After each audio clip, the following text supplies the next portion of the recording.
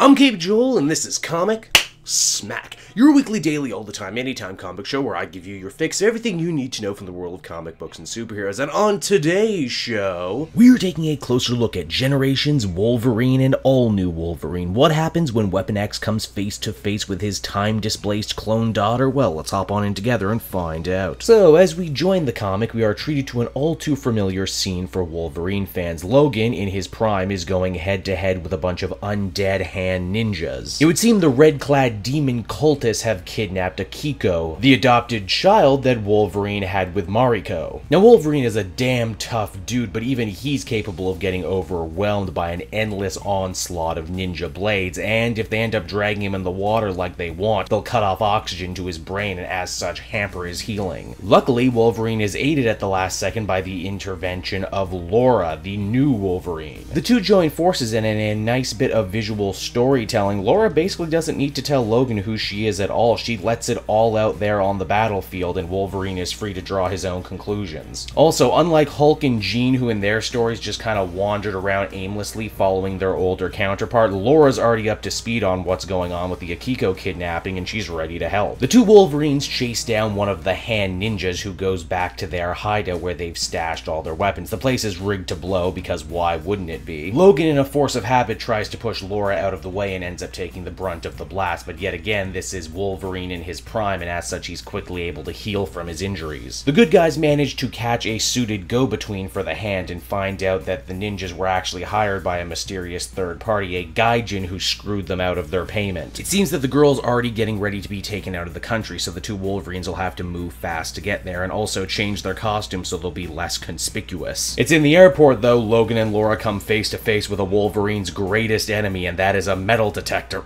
Once the two find their way onto the tarmac and onto a hand plane, they come face to face with the mastermind behind this whole kidnapping plot. No surprise, it's Victor Creed Sabretooth. He had planned to take Wolverine's adopted daughter away from her and train her to hate him, train her to be a weapon just like he and Wolverine both are. Laura, knowing all too well what that path feels like, refuses to let this little girl fall down it and attacks Sabretooth right away, dismembering his hand and then knocking him out the plane door. The two hit the ground with a sickening thud. Laura's more than ready to put her life on the line in this battle, but she won't have to because they are followed not far behind by Logan, who does a dive bomb from the plane himself. And with that, the villain is vanquished and Akiko is returned home to Mariko. Wolverine decides he's not going to stay long, though, doing the oh-so-classic Logan thing of "my life is too dangerous and I hurt everyone who's near me." Laura, though, feels differently, saying that of course his life is always going to be dangerous, and because of that, he needs to make the most of the time he has with this little girl. Be a father, read her a story, be in her life. It's only right around here, after this talking to, Logan begins to think about time travel, alternate dimensions, and how or why Laura could be here right now. He says that whatever he did to her, and he's sure he did something or will do something, he apologizes for it, but seeing how she fights, seeing how she heals, and seeing his mother's eyes in her makes him think that maybe the future isn't going to be all bad, and because of that, he opts to stay behind. He even invites Laura in, but she ends up disappearing, much like Jean Grey and Hulk did in their books. So that was Generations, Wolverine, and All-New Wolverine, and I gotta say, by far, this has been my favorite story so far. For one, Laura is a much more active participant in this story than the two other ones. In fact, she even changes history a little bit, it would seem. It also feels like an organic and necessary story, too. We never got All-New Wolverine hanging out with OG Wolverine. We got plenty of Old Man Logan, but that's a completely different character, more or less. I've actually kind of fallen off reading the All-New Wolverine book in singles, instead deciding to trade weight. This issue reminded me very much why it is one of the coolest things Marvel is doing right now, and why I should hop back on. Overall, I'd give this one an 8 out of 10. Marvel Generation continues to be a la carte reading, but if you dig Laura, if you dig Wolverine, I think you're gonna like this story. I know I did. So that's the video, everyone. I hope you enjoyed it, and as always, why not check out some of these other videos? Then you can follow me on social media at Cape Joel, and if you like what I do and want to support me, you can become a patron. Patrons get exclusive access to videos and podcasts before anyone else. And until next time, everyone, this has been Cape Joel. Thank you so much for watching, and I'll see you all again.